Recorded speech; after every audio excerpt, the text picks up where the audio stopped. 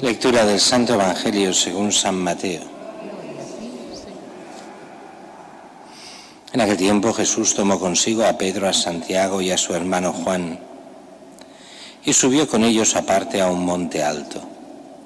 Se transfiguró delante de ellos y su rostro resplandecía como el sol, y sus vestidos se volvieron blancos como la luz.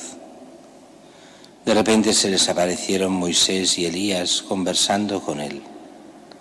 Pedro entonces tomó la palabra y dijo a Jesús: Señor, qué bueno que es que estemos aquí. Si quieres haré 3 tiendas, una para ti, otra para Moisés y otra para Elías. Todavía estaba hablando cuando una nube luminosa los cubrió con su sombra y una voz desde la nube decía: Este es mi Hijo, el amado, en quien me complazco, escuchadlo. Al oírlo, los discípulos cayeron de bruces llenos de espanto. Jesús se acercó y tocándolos les dijo: Levantaos, no temáis. Al alzar los ojos no vieron a nadie más que a Jesús solo. Cuando bajaban del monte, Jesús les mandó: No contéis a nadie la visión hasta que el Hijo del Hombre resucite de entre los muertos. Palabra del Señor. Gloria a ti, Señor Jesús.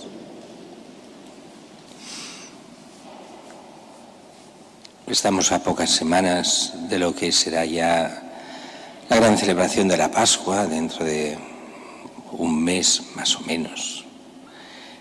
Y es la fiesta grande, la fiesta de la resurrección del Señor. Y qué curioso, esto pasa también unas semanas antes de la pasión del Señor.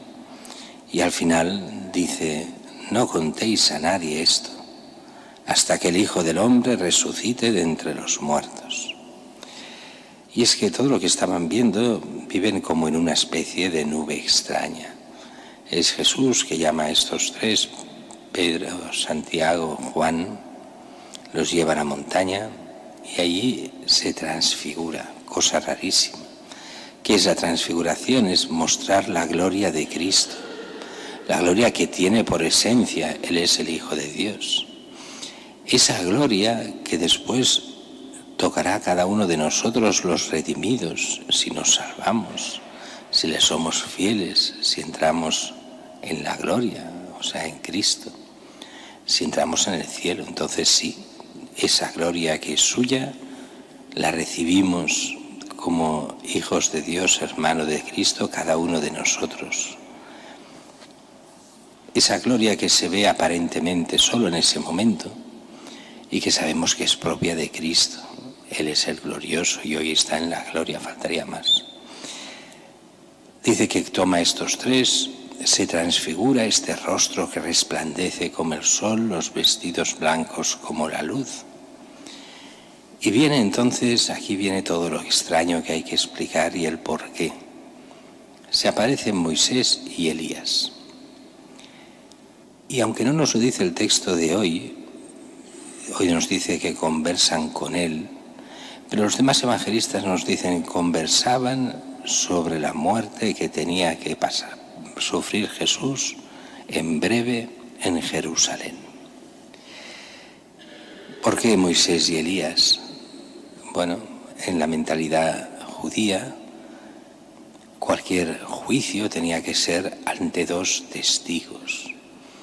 Pues bien, aquí los que testimonian a favor de Cristo son Moisés y Elías. Moisés, que es el que representa la ley, es el que dio la ley a Israel. En la mentalidad clásica, los 5 grandes libros, el Pentateuco, obra de Moisés. Ya sabemos que no todo es obra de Moisés hoy en día, pero es en el fondo sí, es esa obra que hizo Moisés con Dios, ese pacto de la alianza, esas leyes de Moisés, la ley de Israel. ¿Y quién es Elías? El mayor de los profetas. Representa precisamente el segundo pie de este edificio personal, que es todas las profecías que van llevando a Cristo, ley y profetas, todo lo que representaría el Antiguo Testamento. Como diciendo: todo lo que nosotros hemos hecho, la ley y los profetas, todo el Antiguo Testamento, estaba preparando los caminos a Cristo para que Cristo pudiera revelarse plenamente. Lo que era solo del pueblo de Israel pasa a ser ahora para toda la humanidad. Cristo morirá por todos los hombres y la Iglesia se abre a toda la humanidad para que todos puedan llegar a la salvación. Otra cosa es que acojan o no el Evangelio y que sean fieles o no, pero Dios se abre a todos y nos dará al final, y lo veremos lo veremos en la ascensión del Señor, cuando será: id por todo el mundo, anunciad el Evangelio a todas las criaturas, aquellos que crean, bautizadles y enseñadles a cumplir todo aquello que yo os he mandado.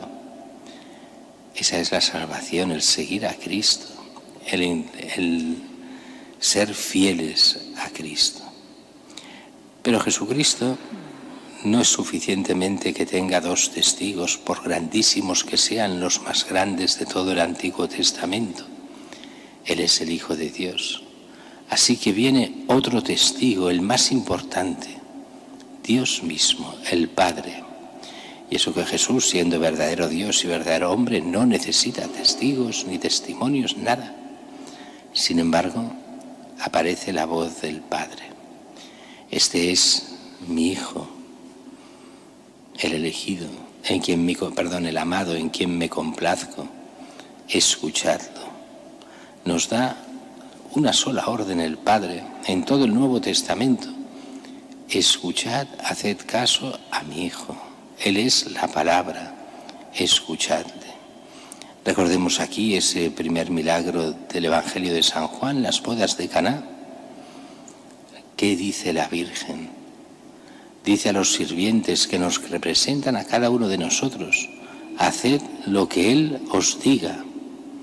Respecto a Cristo, es lo mismo que dice el Padre: escuchadle, hacedle caso, haced lo que Él os diga. Un cristiano que solo vive de normas sin vivir de Cristo deja de ser cristiano. Todos los papas nos lo han ido explicando espléndidamente desde hace muchísimos siglos. La fe cristiana no es una fe de normas, es un contacto personal con Cristo y su Iglesia. Y si nos olvidamos de Cristo y seguimos solo dentro de la Iglesia pero sin Cristo, no somos cristianos. Si nos olvidamos de Él, si no le conocemos, si no le amamos, si no le seguimos, no somos cristianos. Seremos tal vez de la Iglesia, pero en la Iglesia vacía. Sin Cristo está vacía. Si vaciamos Cristo de nuestras vidas, estamos vacíos. Lo primero es seguir a Cristo. Pero este Evangelio tiene como otra cosa más, y es ese centro del Evangelio donde están viendo los apóstoles, estos 3 apóstoles, todo esto, quedan como extasiados. Y Pedro, en nombre de los 3, qué bien se está aquí, qué bueno es que estemos aquí, qué bien se está aquí. Si quieres haremos 3 tiendas, una para ti, otra para Moisés, otra para Elías. Otro evangelio dirá: no sabían lo que decían. Ese momento de éxtasis, de ver sin entender lo que está pasando, pero darse cuenta de que ahí Dios está presente de una forma especial.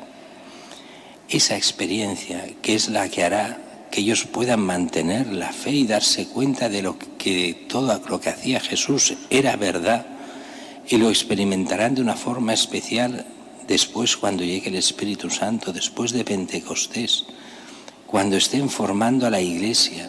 El mismo Pedro, en una de sus cartas, recordará esto, recordará este pasaje, y cómo eso les dio esa fuerza necesaria, el darse cuenta de que todo lo que pasaba por Jesús pasaba por Dios, y no era casualidad, sino que era enseñanza para ellos. Jesús sabía perfectamente cómo iba a morir, cómo iba a dar su vida. Por eso, lo veremos más adelante, el huerto de los olivos, ese sufrimiento de Jesús en previsión de su muerte, que pasaría aquel día, de su condena, del hombre que rechaza a Dios del todo, y en el rechazo está la alianza de Dios y la salvación que nos da por su pasión, muerte y resurrección. ¿A qué viene todo esto?